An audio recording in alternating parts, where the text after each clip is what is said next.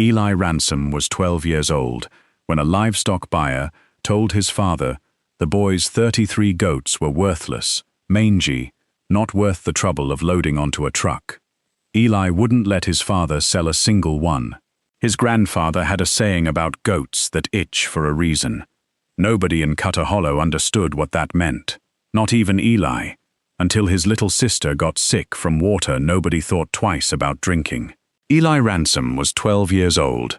The spring a stranger stood at his family's goat pens and said 33 of their animals weren't worth the diesel it would take to haul them off the property. And if you've ever had somebody put a price on something you loved and gotten it flat wrong, stick with us tonight and drop a comment telling us where you're watching from.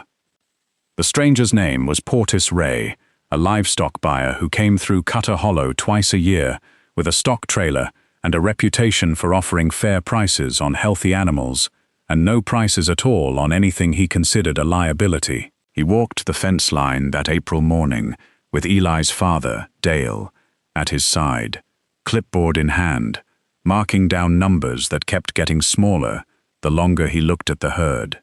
33 of the 80-some goats on the Ransom place had come down with visible mange that winter, patches of thinning hair and raw, scabbed skin along their necks and flanks, and Portis stopped walking altogether once he reached that section of the pen. "I can't take these," he said, not unkindly, just flatly, the way a man says something he's said 100 times before to 100 different farmers. Buyers see mange, they see disease, and they walk. I'd be doing you a disservice, offering you a number for these. Dale Ransom had been counting on that sale for 6 weeks. The feed bill was due at the co-op, and the note on the tractor was 3 days from being late again, and losing 33 head from a sale he'd already mentally spent the money from put him somewhere between quiet and sick standing there at the fence. He didn't argue with Portis. Men in Cutter Hollow rarely argued with a buyer's assessment out loud, whatever they felt about it standing in their own boots. He just nodded, said he understood, and watched Portis load the remaining 50-some healthy goats into the trailer alone, at a price that wouldn't cover what the family needed by a considerable margin. Eli watched the whole exchange from the barn doorway, 12 years old and already old enough to understand what a missed loan payment meant for a family that had been running thin since his mother passed 3 years back. He didn't say anything while Portis was still on the property, but once the truck and trailer pulled out down the gravel drive, dust hanging in the air behind it, Eli walked straight to his father and said the thing that would end up defining the whole next 10 weeks of his life. He wasn't going to let anybody cull those 33 goats. Not for mange, not for money, not for anything, until somebody gave him a real reason better than a buyer not wanting the trouble of explaining scabs to a customer. Dale didn't have the energy that afternoon to fight his son on it, and honestly, some tired part of him didn't entirely disagree, though he couldn't have said why if you'd asked him directly. The family's medicated dip treatments were already scheduled with the county vet, a straightforward, unremarkable case of sarcoptic mange that would clear up over several weeks with proper care. No different from a dozen other outbreaks that hit farms in the Hollow most winters. There was no real mystery to the mange itself. The mystery, if you could call it that yet, was smaller and stranger than anybody in the family had noticed out loud. It was Eli's grandfather, Otho, 81 years old and slower on his feet every season, who said the thing that stuck. Sitting on the porch that evening, working a piece of leather strap between his hands out of habit more than purpose, Otho told Eli something he'd apparently been saying for years about goats that itch, though nobody had ever had cause to take it seriously before. "An animal that scratches at one thing and won't touch another," he said, "generally knows something you don't. Might take you a while to catch up to it." Word got around the county fast, the way word does in a place where everybody buys their feed at the same co-op counter. By the following week, Gareth Sillick, a neighbor who ran cattle 2 farms over and had opinions about most things that weren't his business, made a comment loud enough at the feed store for half the customers in line to hear, something about the Ransom boy being soft-headed for keeping a herd of scabby goats nobody with sense would touch, and how Dale ought to put his foot down before his son ran the family further into the ground than it already was. Dale heard about the comment second-hand within the hour. He didn't repeat it to Eli, but it sat with him anyway. The way things people say about your children tend to sit, quiet and heavy, long after the person who said it has moved on to something else. Eli, for his part, didn't hear Gareth's comment directly, and wouldn't have cared much if he had.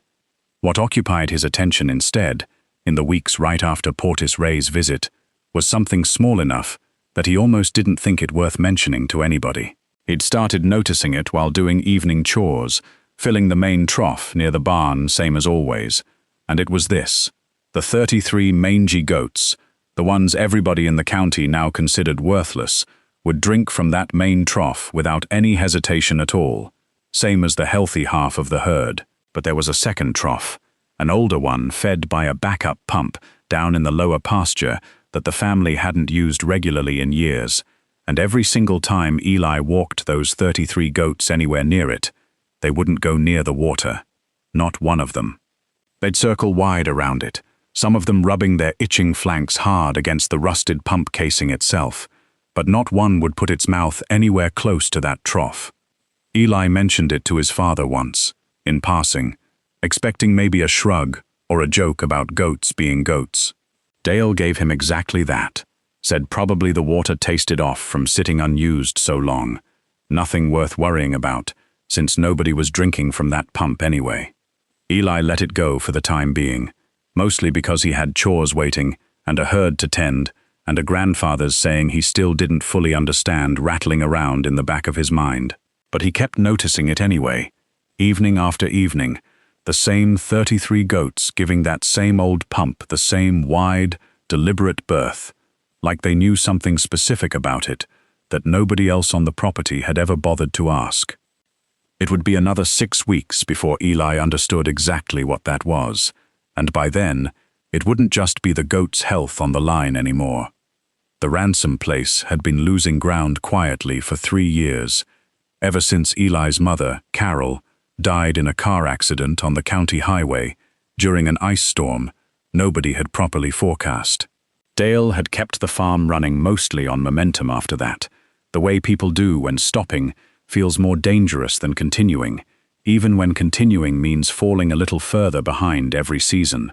He'd taken on debt he wouldn't have taken on with Carol still there to talk him out of half of it, expanded the herd 2 years back, hoping bigger numbers meant bigger margins, and instead found himself managing more animals with the same 2 sets of hands and a fraction of the help he used to have. The sale Portis Ray had just gutted wasn't just a sale. It was the number Dale had built an entire spring's worth of bills around, and losing a third of it left him doing math late at night at the kitchen table that didn't come out right no matter how many times he ran it. Otho had farmed that same hollow for over 50 years before handing most of the daily work to Dale, and if there was one thing he'd never fully let go of, it was a certain old-fashioned trust in animal instinct over anything a vet's chart or a county extension pamphlet could tell him. He'd seen dogs refuse to walk certain fields before a copperhead was ever spotted in them. He'd seen cattle bunch up tight in a corner of pasture, hours before a storm any forecaster had missed. It wasn't superstition to him, not exactly. It was just an old man's accumulated observation that animals paid attention to things people had trained themselves to stop noticing. So when Eli mentioned, almost apologetically, that he'd started actually writing down which goats went near the lower pump and which wouldn't, Otho didn't laugh or wave it off the way Dale had. He just nodded slowly and told the boy to keep at it, since watching close was rarely time wasted on a farm, whatever it turned up. Eli took that seriously enough to start a real routine, even if he didn't fully admit to himself yet why it mattered so much to him. Every evening for 2 straight weeks, he walked the herd past both troughs on his way to close up the barn, and every single time, the pattern held exactly the same. All 33 of the mangy goats drank freely from the main trough by the barn, same as the healthy 50. No hesitation, no difference in behavior anybody could point to. But at the old lower pump, every one of those same 33 goats pulled up short, circled wide, and refused to put their mouths anywhere near that water, while a handful of the healthy goats that wandered down there out of simple curiosity drank from it without any trouble at all. Eli started jotting the dates and numbers on a scrap of notebook paper he kept tucked behind the feed room door, not entirely sure what he was building toward, just certain it meant something he hadn't figured out yet. He brought it up to his father again, more specifically this time, laying out 2 weeks of consistent observation instead of one passing comment. Dale listened, mostly out of politeness, and then explained it the way a tired, financially stretched man explains most small mysteries on a farm when he's got bigger problems demanding his attention. Goats were skittish animals, he said.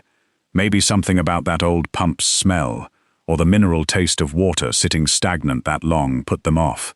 And maybe it was nothing more than coincidence that it happened to be the mangy ones avoiding it, since goats didn't exactly reason things out the way people did.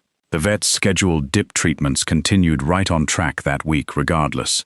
3 applications in, the mange visibly clearing on most of the affected goats, which only made Dale more confident there wasn't some hidden crisis waiting underneath his son's notebook. Eli didn't argue with him outright, but he kept his notes anyway, kept walking the herd past that pump every evening, watching the same 33 goats do the same thing they'd done every single day since he'd started paying attention. If you've ever noticed something small that everybody around you brushed off as nothing, we want to hear about it, and we promise not to judge whether it turned out to matter or not.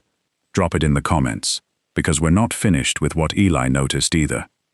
By the middle of May, the County Extension Office issued its first dry spell advisory in almost 4 years, warning farmers across the region to start rationing irrigation and keeping a close eye on well levels heading into what forecasters were calling an unusually early, unusually dry stretch.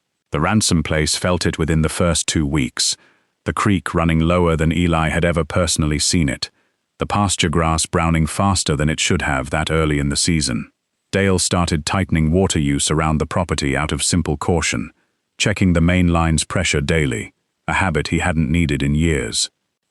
Then, in the first week of June, the main line serving the barn trough lost pressure entirely, a cracked fitting somewhere underground that would take the county repair crew the better part of a week to locate and fix, given how backed up they already were, with other farms facing the same dry spell strain. With 80-some goats needing water, and no telling how long the main line repair would take, Dale made the only call that made practical sense to him at the time. He told Eli they'd need to open up the old backup pump in the lower pasture again, the same one that hadn't been used regularly in years, the same one every single mangy goat on the property had spent 2 straight weeks refusing to go anywhere near.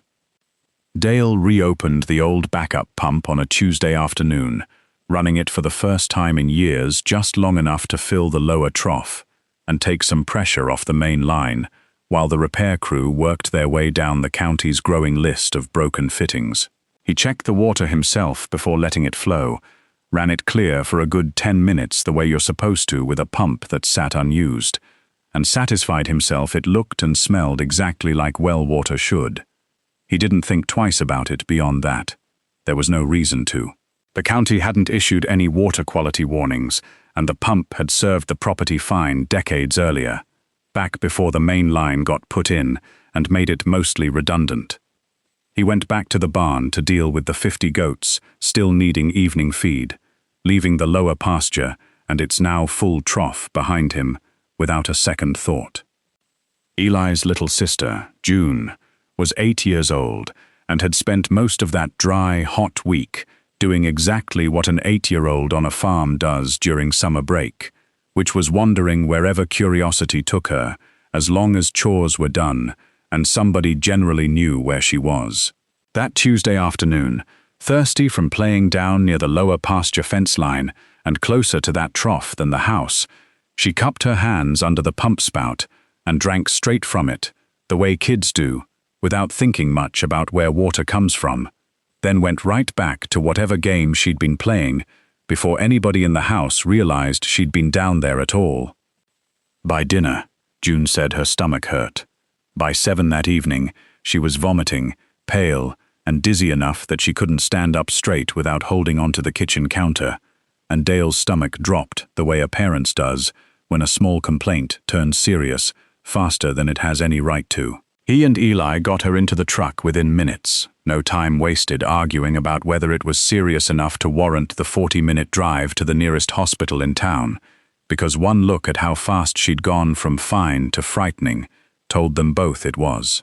Eli sat in the back seat with his sister's head in his lap the whole drive, one hand on her forehead, watching his father's knuckles go white on the steering wheel, and somewhere around the county line, with June groaning and clammy beside him, Eli's mind went, without his permission, straight back to those 33 goats and the trough they'd refused for 2 straight weeks. He didn't say anything about it in the truck.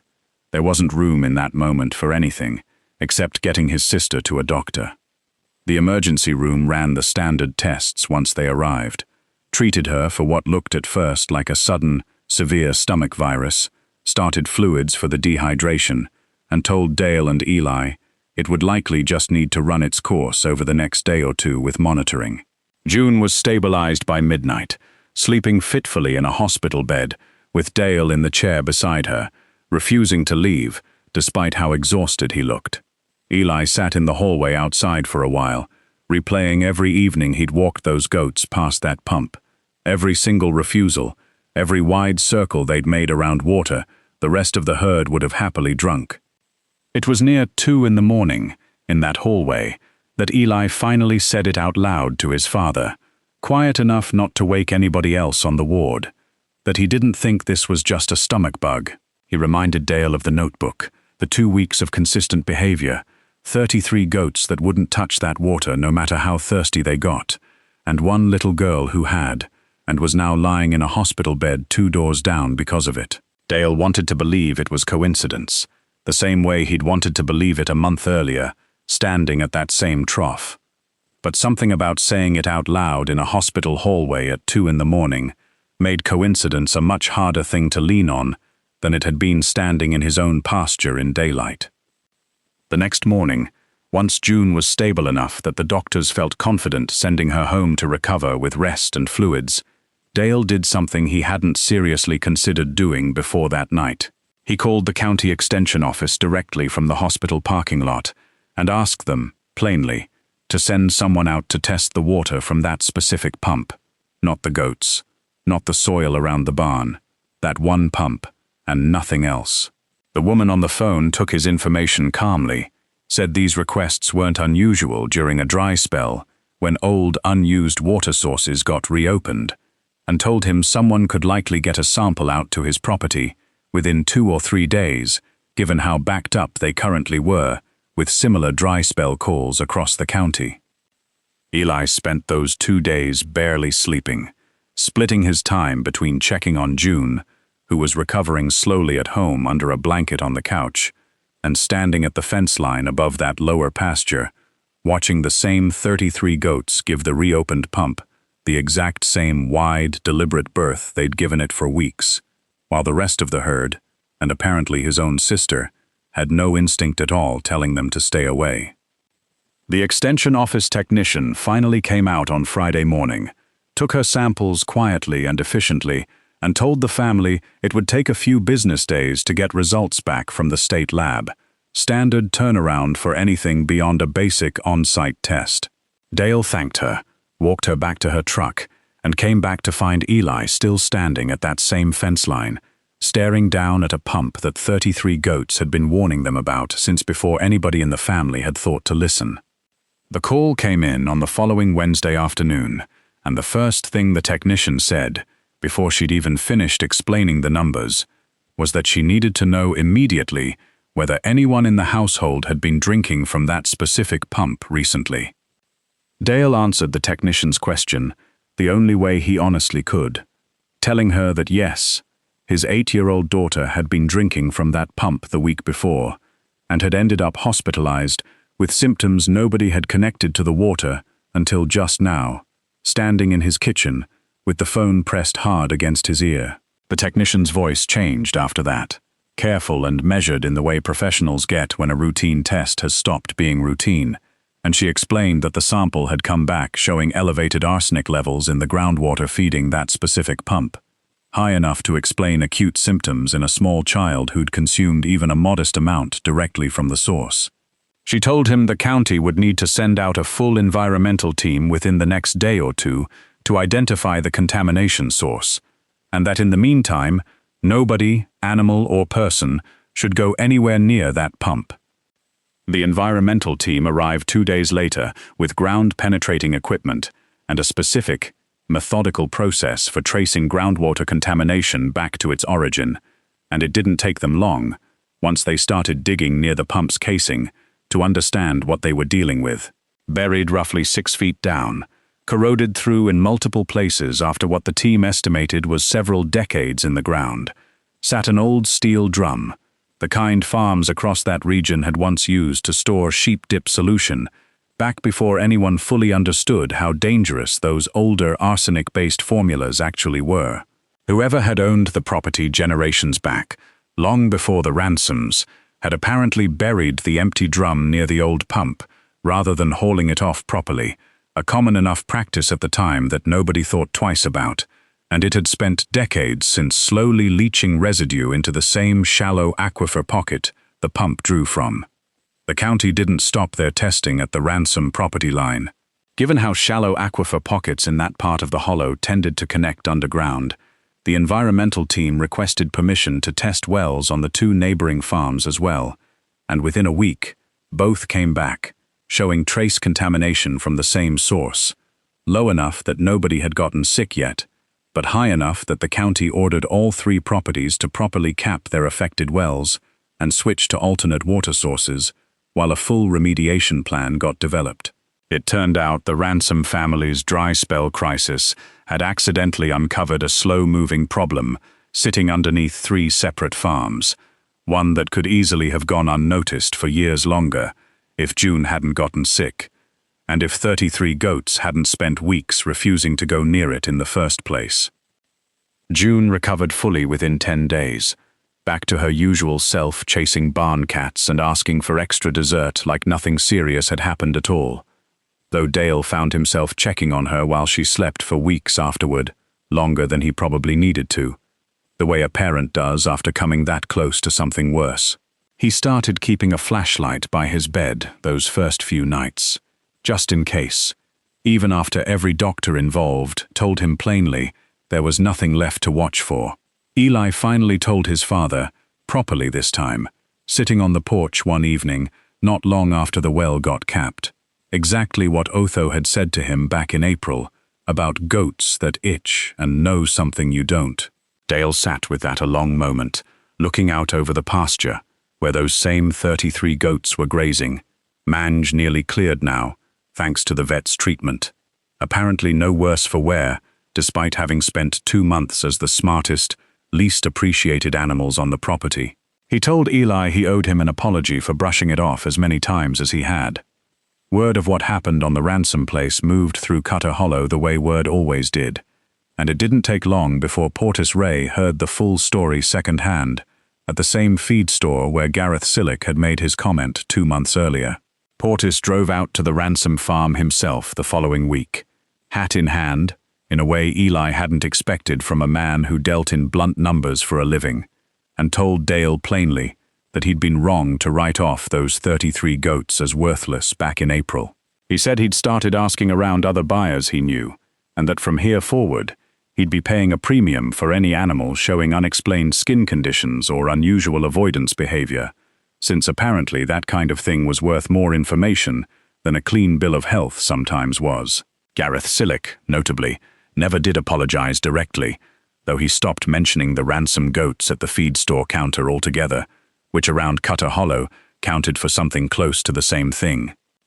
Otho lived to see the whole thing resolved, sitting on that same porch most evenings that summer, working leather between his hands the same as always, and when Eli finally repeated his grandfather's own saying back to him, almost word for word, sitting there together after everything had settled, the old man just nodded slowly, the way he did most things now, and said he supposed he'd been right about more than goats over the years, though he'd take being right about this one particularly well. Eli understood by then what his grandfather had meant, all those months earlier, that an animal scratching at one thing and avoiding another usually knew something worth paying attention to, and that the real mistake wasn't the mange or the mockery, or even the money the family had lost that spring. It was almost not listening at all.